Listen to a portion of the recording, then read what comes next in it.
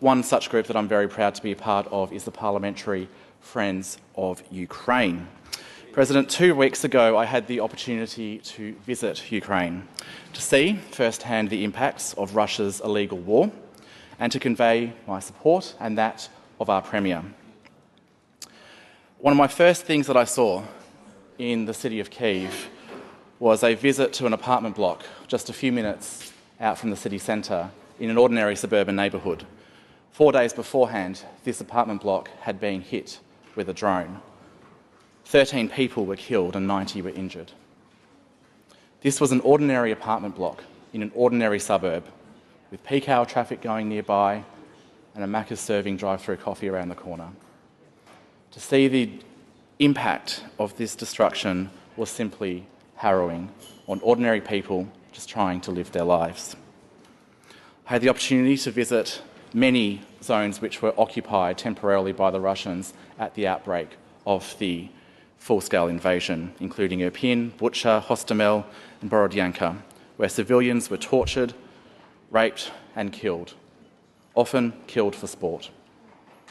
I got to visit the Romaniv Bridge in Irpin, where I met with the mayor.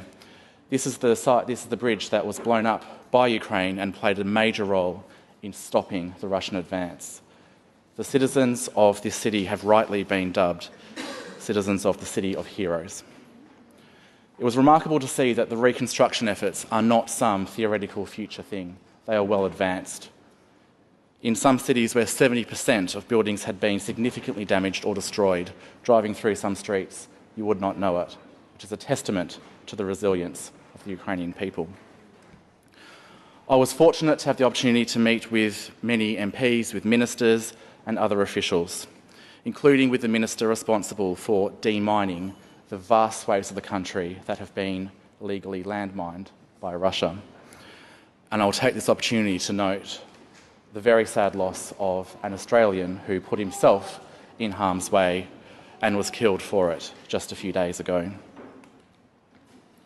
I had the opportunity to meet with people who were tortured as prisoners of war, including a remarkable woman, Yulia Paevska, better known as Tyra, who was responsible for getting the last footage out of Mariupol through her body cam. She was working there as a medic, treating Ukrainians and Russians. After she got the footage out, she was captured and tortured for 3 months. She required spinal surgery to recover. I got to meet with non-profits and organisations working to bring the tens of thousands of children home, tens of thousands of children who've been illegally abducted and fostered out to Russia. On one night, I had to shelter in an air raid shelter, a very, very small sacrifice compared to the days, months and years of sheltering that Ukrainians have had to do. Russia is waging a war of a campaign of terror on the Ukrainian people in the cruelest way possible. They've abducted children, sent airstrikes into cities while people sleep, torturing prisoners of war in open defiance of the Geneva Convention. It's not just a land grab, it's an attempt to systematically destroy the Ukrainian people and their culture.